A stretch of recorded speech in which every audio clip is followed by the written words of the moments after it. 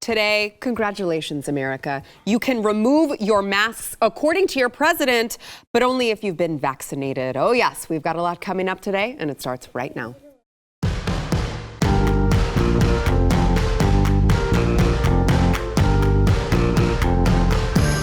Same.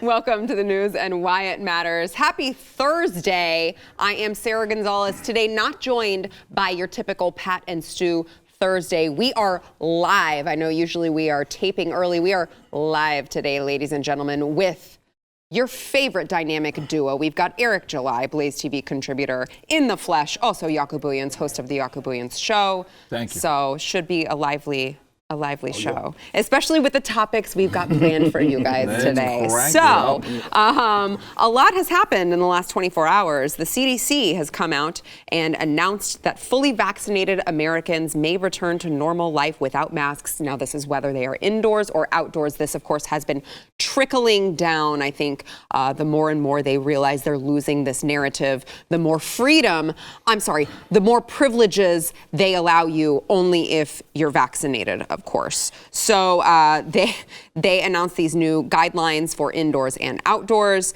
And here is the CDC Director Walensky, who you probably recently know as the person who just deferred to the Teachers Union President, Randy Weingarten, as far as what guidance they were going to put out. This is that same CDC Director Walensky giving the announcement on if you are fully vaccinated, you can take off your mask. Watch. Considering all of these factors, the data on vaccine effectiveness, the science on their ability to protect against circulating variants, and our growing understanding of the low risk of transmission to others, combined with universal access to vaccines for those 12 and older, today, CDC is updating our guidance for fully vaccinated people. Anyone who is fully vaccinated can participate in indoor and outdoor activities, large or small, without wearing a mask or physical distancing. If you are fully vaccinated, you can start doing the things that you had stopped doing because of the pandemic. We have all longed for this moment when we can get back to some sense of normalcy. Based on the continuing downward trajectory of cases, the scientific data on the performance of our vaccines, and our understanding of how the virus spreads, that moment has come for those who are fully vaccinated. So congrats if you've gotten the jab. You may now, I guess, kiss and hug your family as if you weren't doing that already. That was not all, though. President Joe Biden weighed in on this. He tweeted out, "The rule is now simple. Get vaccinated or wear a mask until you do. The choice is yours." Interesting. I have a feeling, Eric, that you may have some choice words for him that probably you can't say on this program. Yes, especially because we're live, so they're not going to be able to bleep me out in the event that I say something wrong. So let me be as careful as I possibly can here. That's what we call a false dichotomy. I am not forced to choose between both of those. I am not vaccinated. I will not be getting vaccinated unless, again, as I've mentioned, if it gives you superpowers later down the line, we'll consider the risk and we'll maybe give it a shot. I'm also not going to be walking around wearing a diaper on my face, and I'm not forced to choose between those. Now, I want to make this really abundantly clear because nothing changed as far as the science itself. No. Let's be clear about that. Because I know that y'all look at the CDC as if they are just a beacon of truth. But the virus itself doesn't say, well, we're going to stop now because the CDC said that we can't infect people as much anymore. No, the virus was doing whatever it was going to do. So just because the CDC authorized it does not mean that anything really changed. If anything, it proves that most of what they were saying as it pertains to this pandemic was bullcrap from the jump. And the folks that had been making the claims early on in March of 2020, they seem to be vindicated, people like myself, but people that are certainly in the medical profession that were shunned, laughed out of the office because they weren't peddling the same narrative as the government officials. So this in itself is hilarious to me, but they can keep on with their little false dichotomies. Those are just those. Like I said, Biden can go do something to himself. That I just won't say live here on there. Yeah, I don't know if I want to keep my choice words, because this table and this crew and this network never stopped. Not for a day. We came in. This host never stopped for a day. Didn't work from home, not one time. Not one time. Actually stayed a little bit too long through pregnancy and wanted to come back a little too early. I had to have a baby, all right? But no, here's the deal. It's been total BS from the day it started. 100% overblown. A week ago, the trajectory was downward pointing by all of them. Today, it's pointing upwards. It's funny how they can at will control the virus, as if it's on a joystick, unless they've always controlled the virus, air quotes, right? Manufactured this idea that people are dropping like flies. I just want to say something to the whole country. This past weekend, Dallas, Texas, with some problems we have, broke the indoor record for all time boxing attendance. 75,000 people at the Canelo fight. It's about 4 miles from my home, and nobody died. I drove after the fight to pick up the bodies, and there was none. There were no bodies on it. You are liars. You are cheats from the president all the way down. Okay, you lie to the American people, and now you come with your last roll of the dice, saying, "Let's control you a little longer."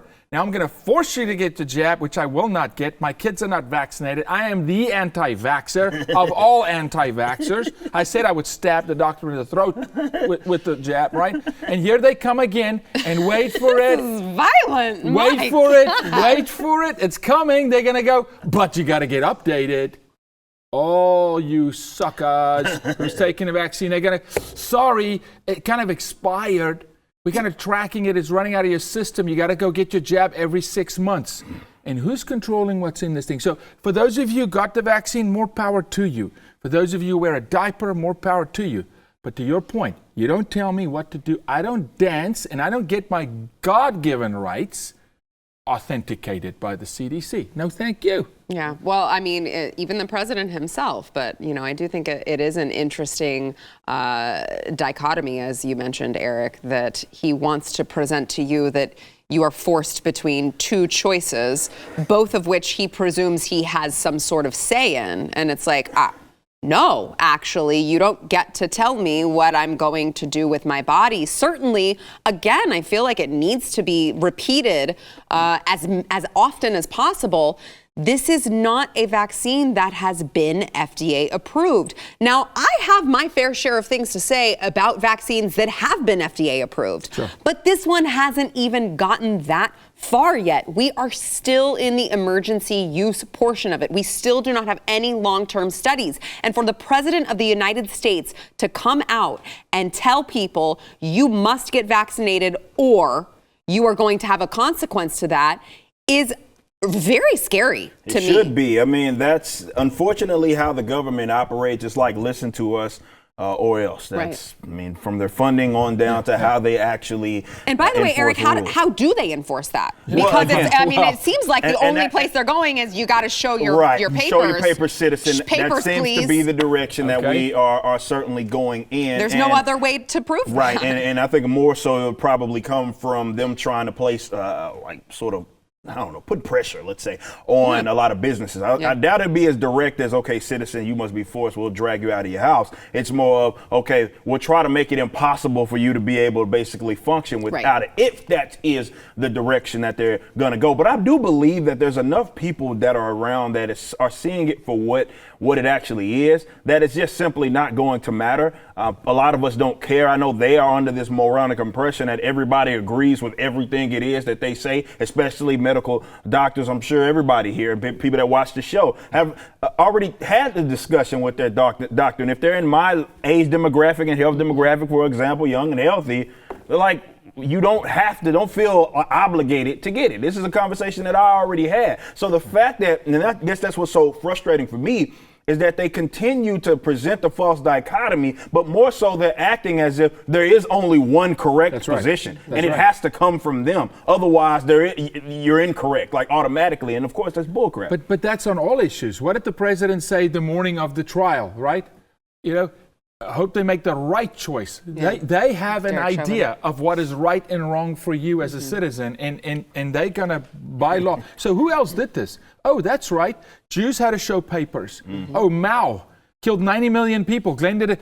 They had to show papers in the street.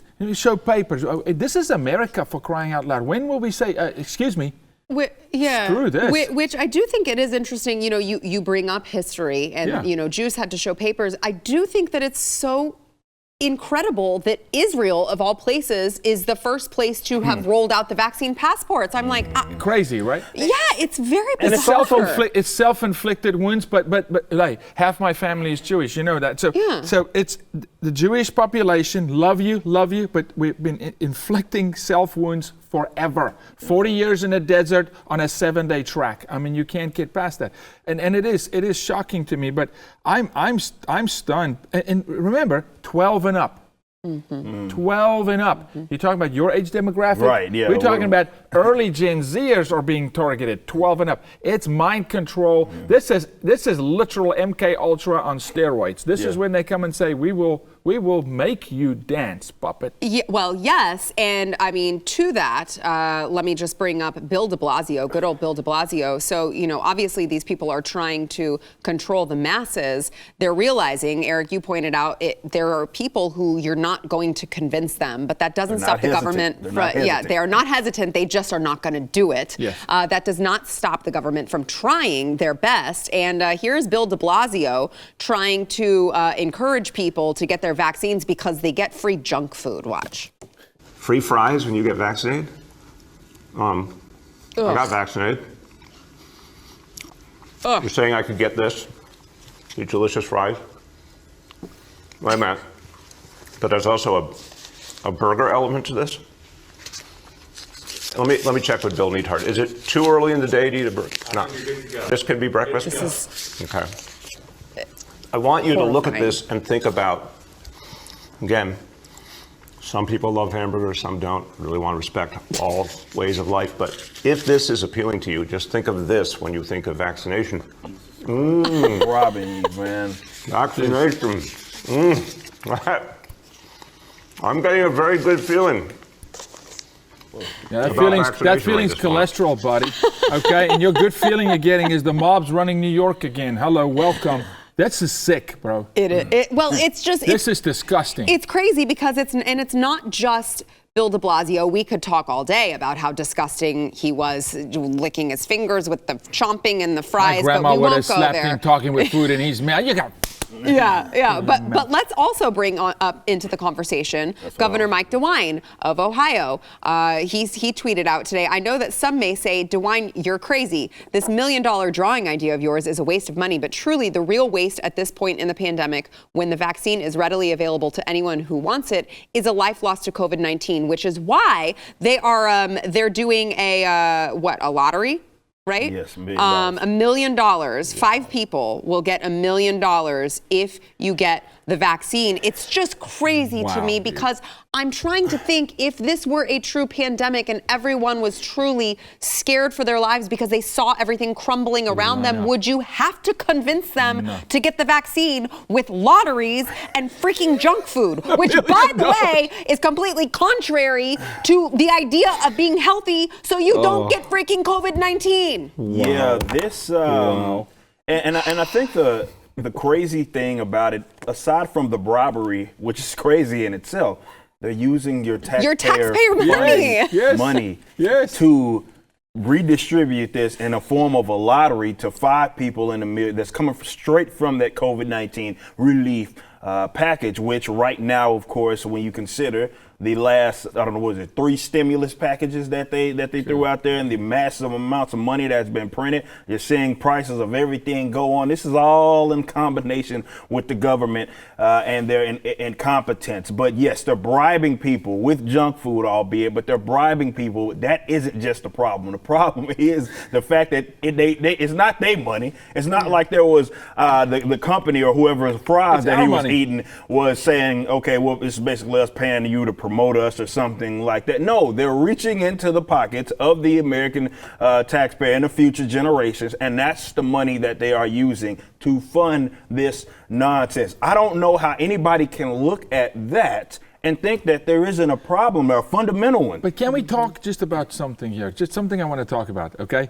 Those vaccines that are endorsed by the CDC, those companies, this is 100%, solicitation and promotion of particular. This is like favoritism at the highest level of saying, hey, we're going to force you to give these companies money under the guise of it's going to keep you safe. Never mind the complications of the vaccine, forget about that. The miscarriages, 6,000% increase in miscarriages. Let's have that conversation, real medical conversation. But this is like saying we got our boys and we are bold about it. We're going to promote them. Johnson & Johnson. Yeah. Come on. Yeah. Remember those kickbacks we get? Remember the Hill, remember the lobbyists, all these guys? This is where I'm with you. I spoke this morning with anger.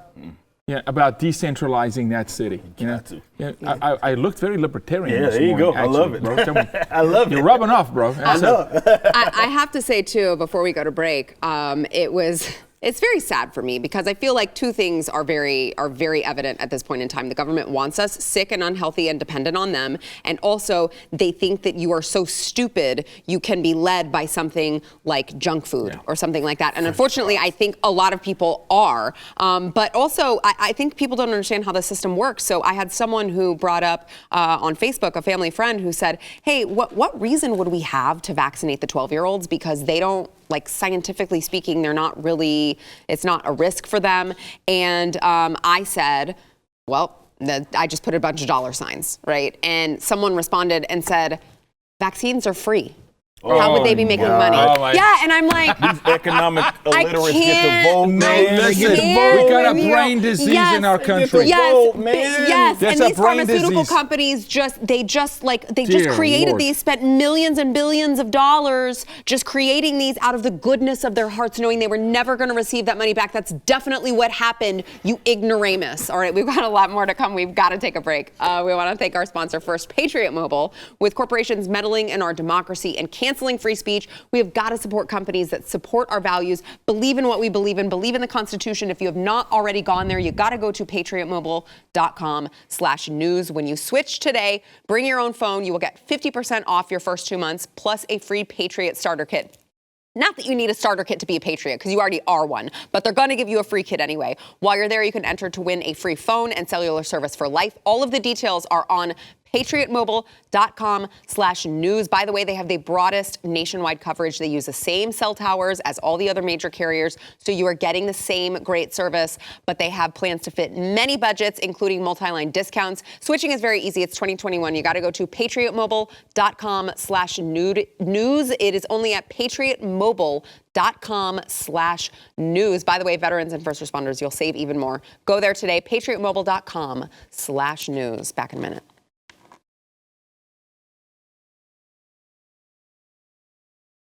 According to a report today, the Colonial Pipeline company likely paid more than $4 million to hackers in order to get its pipeline back up and running. Restarting of this pipeline will, of course, in the next few days, help to restore the flow of gasoline across the eastern part of the United States, where fuel shortages, I'm sure you have seen, are abundant. I'm sure you've seen there are many viral videos going around, pictures of the long, long lines or of just the gas stations that are just like, they just have. Tom said that there weren't any lines. That's though. right. I forgot. The New York Times did indicate that there were no lines. So there must. Don't believe your Can't believe your eyes. Don't eyes. believe your lying eyes. You think you can Eric, believe your please. eyes? Come on. Listen to the New York Times. That right? That's true. You That's true. forfeited that. They know way privilege. better than you. But yes, and then apparently it was reported later by Bloomberg News that it was not just $4 million, but $5 million that was paid to get the pipeline back online. Now, this is, of course, after the Biden administration was asked if they were going to get involved in any of this. And all of a sudden, the Biden administration does not want to get involved in the private sector. Oh, boy, No. That's a private sector decision. We can't possibly get involved in the free market. Please let the private sector figure that one out. I'm sure it's no coincidence that Energy Secretary Jennifer Granholm earlier today was being asked about all of this and talked about how maybe all of these gas shortages will help push people towards accepting renewable energy, as if we didn't see that one coming, gentlemen. Yeah, it's like you always got to look at who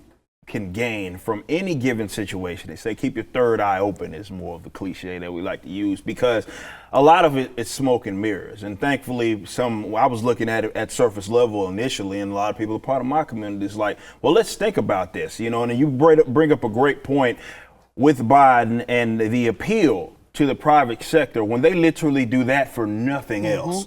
And I wish they did, of course. I wish they did that literally for everything. But when they do, you're like, exactly. You have to look. You have to think like, well, what else is going on here? Because that's not like you. That's not like the federal government. Certainly, as it pertains to energy or anything like that, that's not how you generally like to handle things. So I would love to see, we talked about a little bit off air, I want to see whose pockets are getting lined and where they're getting lined, who has to gain from this situation. Right. And maybe this isn't something that we're going to be able to look at and it's going to be revealed immediately.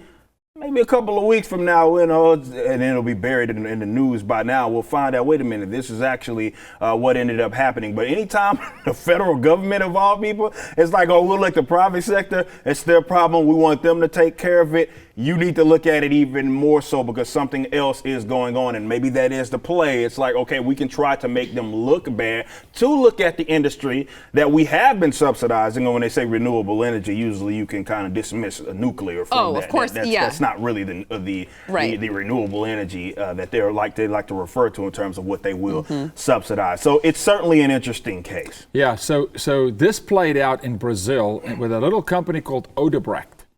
And because of Odebrecht and all of the Caribbean, you had a president and many cabinet members go to jail many years later because when their energy sector crashed, they just said, we can't get involved in the private sector. Meanwhile, they were part of the deal. Of course. It was an inside job, and they said, because our buddies are benefiting, we got a block right now. Got a block and tackle. So when someone breaks character, right? Because evil does evil. Evil can't do good. And they're evil. Biden all the way down. So when they break character, they go, oh, no, you got your own freedom. You free market. I go, bull crap, you're getting paid. 100%, okay? And there's Odebrecht. Watch this one. When the tables turn down the road, 2024 or whatever, watch this one. Look back at this moment, right? Yeah. When they go, we can just crash a whole energy sector and that's not a national security risk.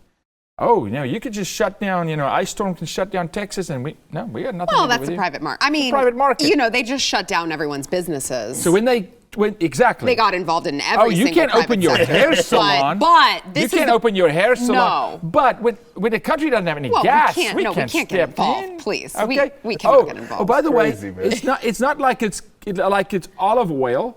It's gas. What is gas connected to with this administration? The Middle East. They're brokering new deals in the Middle East. They're reviving the oil industry in the Middle East.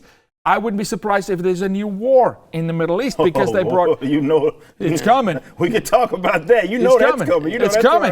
So don't for 1 second think, we're out of gas in Florida. This is all connected. It's the play. But do you think if that is what you think, do you believe that we will actually find out or ever get to the bottom of it? Because you mentioned in Brazil, if this happened and people went to jail. They did find out when the deep state controls all of this. Well, when the presidency changed and they retroactively went and said, we're going to go investigate now, and a good guy stepped in and said, we're going to go hunt them down, then it will happen. We'd have to change the White House, change culture.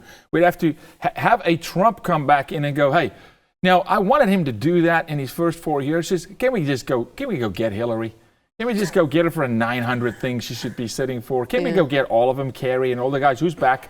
The old pipe-smoking guard is back. That would have to happen, right? But that happened with Odebrecht in Brazil, and many nations were implicated because they all paid behind it. Of course. I just feel like we're never really going to get a fair investigation. Well, no, you won't get that. Not to say, Eric, that Joe Biden is not the rightful president, because obviously we all know that he is the most popular president ever in American history, which was why they made sure to fortify the election. Because you just got to make sure that the most popular president, you got to fortify to make sure that he then gets his rightful title. Yes. But I'm looking at this and I'm going, I don't know that we would ever get to the bottom of it, because certainly, and look, well, Yaku's kind of accusing them, but I'm not. I'm just saying, if there were acting out of character. Well, and that's the thing, is that you see all of these little, look at the last year, man. All of these little situations, and it's like, which one of these is not like the other? Right. And you go, okay, well, it would be nice to get some investigation into this. Yeah. But will it ever actually happen? Well, I mean, the thing is, it usually gets uncovered, and there's little breadcrumbs, and often it's down the road, so it'll be out of everybody's mind. Right. Gas will be up and running again, and we won't touch on this, and then it'll get buried in somebody's article. Well, if we found out that this, and this happened, and then you may talk about it for 10 minutes, and then everybody moves on. That's generally how stuff like this happens. But you can't say enough that this is out of character, especially for the federal government. As it pertains to energy, when you consider a lot of the talking points on the campaign trail with energy, to act like this is, and I believe I can't remember what member of his cabinet had just came out and said something along the lines, basically saying, "Do better, you're poor." But she was saying something along the lines of, if y'all had electric cars, essentially you wouldn't have to worry about this sort of stuff. Yes. So you kind of got to pick up on you got to kind of pick up on little things like that to see who has the most to gain from any given situation. But this moronic idea that the federal government, of all people, doesn't want to get involved in private affairs, look no further than the past year. That's exactly what they want to do, and they want to do it more. So I'm accusing 100%. 100%. I know. I'm the guy I'm accusing, and this is a little word that's drifted. This word was not spoken under the Trump administration. You watch, write it down somewhere. Saudi Aramco. Remember that word, okay? Saudi Aramco. The oil magnates in Saudi Arabia, the middle. Watch Mohammed bin Salman and all these guys. MBS. Just watch the rise back up, because they're going to take care of their boys. That's what they mean. Build back better. That's what America does, man, as it pertains to oil in the Middle East. Well, just so you guys on the East Coast, it could take 2 weeks for you guys to return to normal as far as gas goes. But please don't put your gas in a plastic bag. Don't do that. Okay? I've seen the pictures. Don't do that. Don't be that person. I told you, there's a brain disease. But listen, we went from energy independence, complete energy independence, okay, net exporter, right, to energy dependent in 3.5 months, guys. Yeah. Congrats, everyone. First 100 days, lots of work done, none of it great. All right, we've got more to come. First, we want to thank our sponsor, Raycon. Whether it is for work or play, a lot of us, once the gas is back, are going to be on the move again this summer, all right? So you're going to need an earbud to take with you. My advice is to take your Raycons. Maybe you're going to be listening to all of your favorite music on a road trip. Maybe you're going to be listening to your favorite podcast, which also happens to be titled The News and Why It Matters. You've got to get a pair of Raycon wireless earbuds in your ears. They can make all the difference. You are going to get the crisp, powerful beats at half the price of other premium audio brands. By the way, Raycons look better and they feel great. They also come in a range of really, really awesome colors, and they've got customizable gel tips that like you can adjust it to the size of your ear. So if you've got really small ears, they've got the small ones. Big ears, they've got the big ones. They don't have the stems like one of their competitors, which they just get in the way. They fall out all the time. Not Raycons. They fit all the way in your ear. They're very super, super smooth. They've got a compact charging case. You need these in your life, especially at half the cost usually of a lot of their competitors. By the way, they're offering 15% off all of their products for all of our viewers and listeners. You got to go to buyraycon.com/Y. That's 15% off at buyraycon.com/Y. Dozens of U.S. senators, all Republicans, by the way, demanded that President Biden immediately stop negotiating with Iran, of course, the world's leading sponsor of terrorism, after Iranian-backed terrorists have launched countless attacks against Israel this week. The letter said, over the past couple of days, Palestinian terrorists in Gaza, who are funded by Iran, have launched a series of rocket attacks into Israel. They are targeting Israeli civilians and cities, including Israel's capital, Jerusalem. This is troubling as members of your administration are currently in Vienna negotiating with Iran, the world's leading state sponsor of terrorism. In light of these recent attacks by Hamas against Israel, the United States should take all steps necessary to hold Tehran accountable and under no circumstances provide sanctions relief to Iran. This is especially important as Iran is supporting terrorist activity against the United States' closest ally, Israel, which you wouldn't know if you were listening to the likes of Alexandria Ocasio-Cortez or Rashida Tlaib or any of the stupid squad.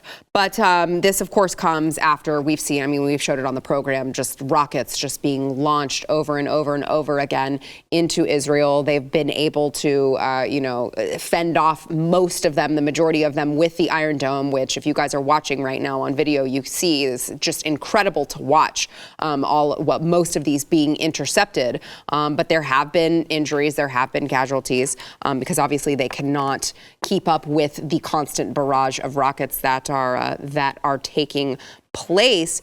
Eric, it is interesting that we're back to the Obama 2.0 administration, where we're going to be negotiating with Iran right at the same time that Hamas is over here trying to kill Israel for existing. Not even that. It's just that. It's the conflict in the Middle East, which seems to be ramping up. This is par for the course. We talked about it in last segment. When it comes to Israel and Palestinians, it's one of those, everybody has this conversation of what came first, the chicken or the egg, right? So it's like, oh, well, they have a right to exist. So they bombed them. We bombed them back. And that's the conversation that everybody has.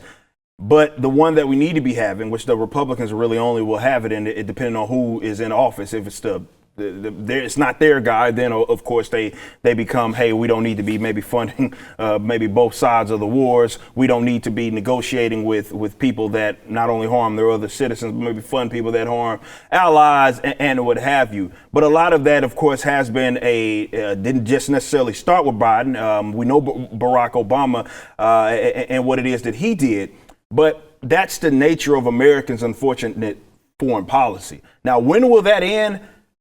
Who knows? And we're so far down the line where it's like, how long can this continue? Or rather, how do you stop it? Because at this point, they have made it abundantly clear themselves that, okay, we want war and we'll give it to you. Doesn't really matter who is in office. But, we remember that conversation at North Korea back in Alaska. Hey, you're in no position to, people get emboldened China. Depending on, people get emboldened depending on who is in office. But it's an unfortunate thing because as that conflict increases, congressmen are going to send your kids to handle business. And it's not necessarily over here. It may be with the allies, but either way, they're going to send them over there. And this is a perpetual can that gets kicked constantly down the road. But people need to understand that, America's foreign policy has never been innocent in this regards. We talked about this again last segment. So it's not just whether it be, I don't care how you feel about Israel. That's irrelevant.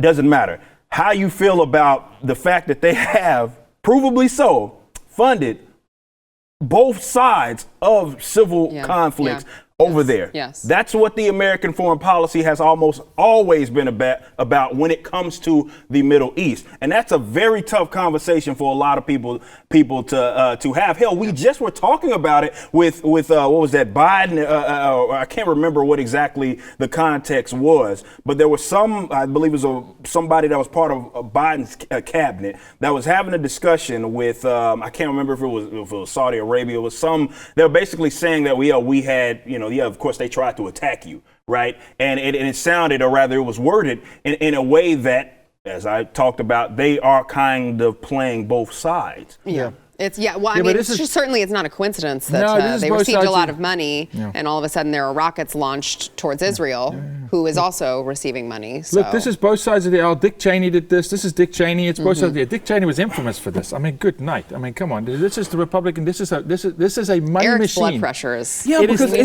frustrating. But here's the deal, though. I do want to defend Israel. I do want to speak about it. This is America's #1 ally. And when you start treating your friends like this, okay, you're no friend, and we're a horrible friend to that nation.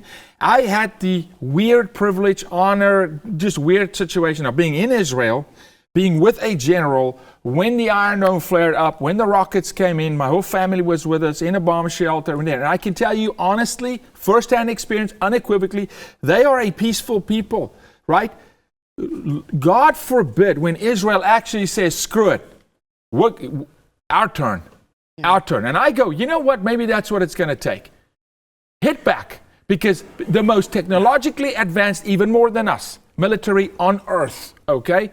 Hit back. Little nation, biggest technology. They don't hit back. They retaliate in defense. They block. They're just trying to survive. Survive, all right? I go, okay, maybe it's time to hit back.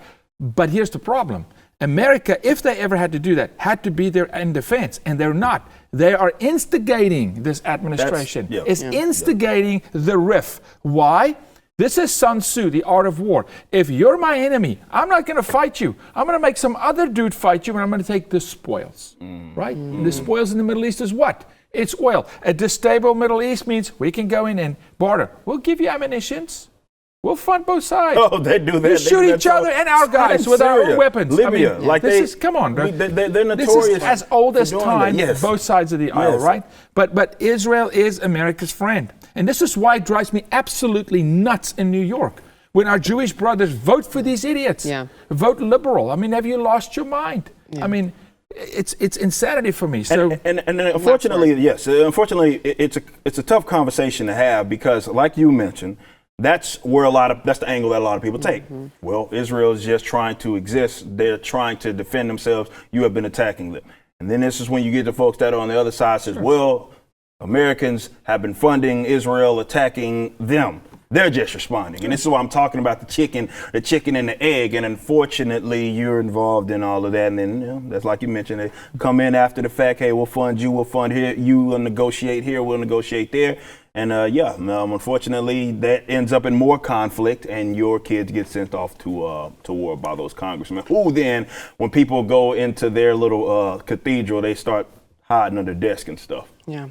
All right, we've got more to come. First, we want to thank our sponsor, Grove Collaborative. So if you're like me, maybe you are a conservative hippie like me, and you're a conservative and you're not like, oh my gosh, I only eat vegan soy crap.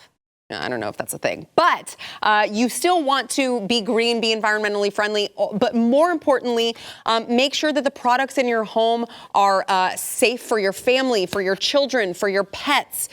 If that's you, you gotta go to Grove. Grove is the online marketplace that delivers healthy home, beauty, and personal care products directly to you. You don't have to go to, Whole Foods to get this, and then Target to get this, and you're going to all these different stores to make sure that you're getting your favorite green brands. You can do it all from Grove, okay? You don't have to shop multiple stores. So you can join over 2 million households who have trusted Grove Collaborative to make their homes happier and healthier. By the way, my home is one of them. You get shipping fast and free on your first order. They've got Mrs. Myers. They've got 365, I believe. They've got so many products that you are going to spend so much money getting at the big box stores. Don't do that. Go to grove.co/news. You will get to choose a free gift with your first order of $30 or more. By the way, again, I can't say enough good things about Mrs. Myers. You're going to want it. It's grove.co/news, grove.co/news. In the wake of Liz Cheney's ouster from her House GOP leadership position, about 150 Republican or former Republican leaders who are opposed to former President Trump's grip that he has on the GOP have signed a letter. I just love this story. It's adorable. They've signed a letter threatening to leave the party if it does not reform and return to its founding American principles. It is called A Call for American Renewal. It was just unveiled today. It outlines 13 principles to guide a, quote, rebirth of the American cause. Evan McMullen tweeted it out. I am embarrassed to say, but I've already said it publicly. I did vote for this guy. I'm very embarrassed to say it. Back in 2016, I was sorely mistaken. He said, I'm proud to stand with over 150 prominent Republicans and independents calling for the reform of the GOP and the creation of a new home for Americans left unrepresented by political extremism. This is our vision for American renewal. Join us. Now, I think you can make the argument. I know we have only a couple minutes left, and I want you guys to get your thoughts in. I know you could make the argument, hey, maybe Republicans should concentrate on things like spending and the debt and deficit. Maybe we should get back to that, guys. But the problem here, I think, is that these people are accusing mainstream Republicans or just conservatives who just call themselves a diehard conservative. They're calling them extremists. And I think that is what the problem is that they are taking this wording, this narrative that the left has painted, and they're using it against Republicans who happen to like the former President Trump, who, by the way, was one of the greatest presidents in our lifetime, in my personal opinion. And they're calling them extremists because they believed in what President Trump had accomplished during his 4 years in office. It's just kind of disgusting to be watching, in my opinion, Eric. Well, I mean, if they were talking about, as I have suggested that the GOP should do, right, moving to the top of the list of decentralization, and they don't need 13 points, just one, right, decentralization. Yeah. I'd be like, oh, okay, that's interesting. Yeah. Maybe that's something worth fighting for. But no, that's those sort of milquetoast Republicans that are Democrat light anyway, advocating for just that. So it's not to be taken serious by any means. They just don't like the idea that there was sort of this prominent kind of mix-up, definitely with the last administration. It was a kind of a shakeup, bit of a shakeup with the GOP. Mm-hmm. And that in itself kind of left them ostracized, and they're frustrated at that. But if it was one principle, decentralization, they maybe have a point. I know. Yeah, that's what I'm thinking is like Eric would be on board if it was the right principles. Yeah, but the problem is that they're accusing all of their fellow Republicans of being extremists if they supported the former president, which I don't think is a good look. Yeah, it's just funny how silent they were when he was actually there in the White House, because there was a bit of a fear factor, because there was a real spine in the White House, a real backbone in the Republican Party. And these are the people in the Republican Party that's just, again, showing their true colors, that, hey, we're not here for the American people. We're here to secure our own jobs, which is why I am absolutely a term limit person. Bring it in. Decentralization, term limits, you get in there, you fix stuff, or you will live with it for the rest of your life. The way it used to be. You used to run a job and go run for office. Way back when. You had to go fix problems. And so they're just showing their true colors again. And these are the people, actually, all these that are saying, those are the people we need to get rid of. Right, I know. I'm like 150. Oh, gee, 150 of you. Oh, darn, where are you going to go? Okay, well, the rest of us will be too busy voting against socialism running this country, against abortion up until the point of birth. Well, the rest of us are going to continue fighting against all of that stuff. But if you want to go have a crying party over, the fact that President Trump actually exists, you guys go ahead and suit yourselves. All right, we got to take a break. Back in a minute. It feels like, you would say sour grapes, but they got their wish. Hey, those of you watching the show right now, get on over to wherever you get your audio podcasts, subscribe, rate, and review the news and why it matters, and give us a good review, and you may see yours read on air, like the one today from Grease Stick, who says, Pat and Stu have been my favorite panelists for a while now, but Jaco and Eric are steadily gaining on them. I particularly enjoyed Eric's use of the term Branch Covidians. I hope he doesn't mind if I steal it. It's yours. Y'all keep up the good work. We've got one more from, wow, that's Mrs. Nicholas Jerry Jonas 1993. That is probably the most specific username I have ever seen. But hello, Mrs. Nicholas Jerry Jonas 1993, who says, love how you aren't afraid to have varying opinions on the platform and love the refreshingly real and honest reports. Keep it up. Thank you guys for your kind words. Really, don't forget to go subscribe, rate it, because we want to show people like Brian Stelter and Chris Cuomo and all of those people that you guys are not listening to them. You're listening to us, and this is a good way to do it. By the way, don't forget to check out Young Ripa 59 on YouTube, Yakubuyan's show on YouTube as well. Make sure you subscribe to both of them.